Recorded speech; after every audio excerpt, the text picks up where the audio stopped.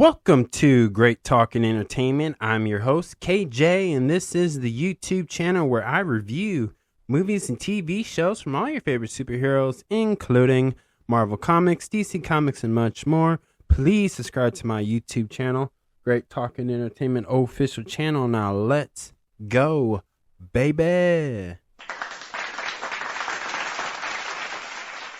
Welcome back to the YouTube channel, everyone. My name is KJ, and I'm the host of Great Talk and Entertainment official channel. And this is my spoiler review for the new Star Wars series on Disney Plus, which is Season 2 of Andor. And this is Episode 6 spoiler review. If you have not seen this amazing series, whether it's Season 1 or the current season, Season 2, please pause this. But before you go, could you hit that thumbs up button? That would help my YouTube channel out in so many ways, and I truly appreciate that. Go watch and come back and let me know in the comments below what did you think about this episode and Season 2 of Star Wars Andor. So again, this is a spoiler review. Y'all been warned. Now, let's get into it. This episode starts off in part of Steer Guard, which is a trade route. Cassian meets up with Luthen on a ship as they fly off to head to Coruscant, and Luthen wants to team up with the Gordman. As Cassian disagrees with this, as he found out that they got word how bad it went with Cassian and the other guy. And I get it, it sucks, but It just shows how much, like, Cassian is viewing things, and we're noticing that everybody who we see through these episodes have different viewpoints of how to achieve the same goal, the same, mission, right? And a lot of it, we see, like, Luthen and Cassian are arguing about the plan and loyalty. And again, everybody has different viewpoints of how to achieve this one goal to take down the Empire. But we see this because we see a lot of romance that's happening, even though Luthen wants to team up with the Gorman. But again, it's to steal a machine. But as Cassian said in the last episode, it's not stealing is not the hard part. It's getting away and getting out, is the difficult. And while we see a team get on that mission, we see Luther, Mon, and others meet at another place where they meet. As we see Luthen and Mon and others at this get together at this exhibit, we see General Orson Krennic. He's the general. He is usually the guy that talks to Darth Vader, and he's there, but they're there to steal these all the items because they believe obviously there is a microphone and they know it's there. And we see two people, a man and a woman, who are trying their best, but the key gets jammed. While that's going on the other side with the Gormans and others from Luthen's team, right? They're struggling, trying to get this carriage, right? Because they got false information from Skrill, because Cassian was right. They're feeding, the Empire feeds them false information, and that's what's happening. And it just, both sides look so discouraging. Like, they were both failing, having struggles. But one of the Garmins, I don't know if he did it on intentional or he did it by accident, but I think he saw Skrill spying on him, and he caused that guy to accidentally shoot, I believe is Cynthia Kaz, and she and Val are in a relationship, and I'm sure it was sad to see her friend, her lover, get killed from a laser gun over this. But I don't know if it was intentional or that, but the death of Cynthia really just shows how much this Empire thing is stressing them out, is making their lives difficult, and it came down to this. And, it's interesting too. Like I said, what I believe is the reason why this is going to be the downfall for the Gorman in this particular place is because I think everybody has their own hidden agenda, which that's leading to, again, I feel like they have different views of how to do the same goal of defeating the Empire. So what I'm thinking is that at the end of this season, it's most likely going to go down to the main characters you see in Star Wars Rogue One movie. And that's where I'm thinking, because, we see Binks get revenge from the guy that, that she saw kill one of the soldiers in season 1, right? And they tortured him. And I believe he was like on her side, I believe. And, she got revenge on that, and Caston helped her. And so, like, it seems like their bond's getting stronger while the rest are not. And I also thought it was very interesting, too, with Skrill, is he's getting played and he doesn't realize it yet. Even in this episode, he does not realize it. And what I thought about that is that the Empire is showing weakness in season 2. Like, having this many people tricked is gonna backfire on them. But obviously, if you've seen Star Wars Rogue One, that's not the case.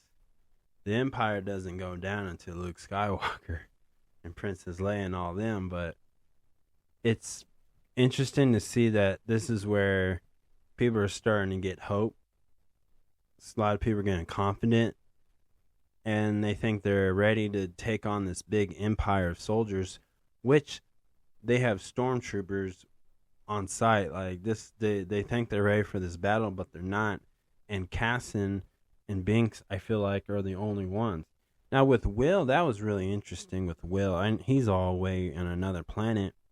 Well, I think he's on another planet, but he's kind of like don't have to communicate with them, but he's bonding with this Saw guy and his crew. So I feel like this is going to be an interesting plot twist with that character. Either he's going to have a new way of doing this, and he's going to not like turn on Casson and Binks, but say, hey, look, I found I'm needed here more, or whatever. And I feel like we're going to get something like that with Will. I also see that Luthen is probably getting close to be, eliminated or killed off in this show. Or he's either going to turn on them and join the Empire. Who knows? But, I mean, anything could happen with this. But I really like this episode, too, a lot, because this one was very intense. Like, anybody could have got caught. And if they would have got caught in this crime, it would have been over. It would have been over for them. And because the Empire don't play. Like, those generals,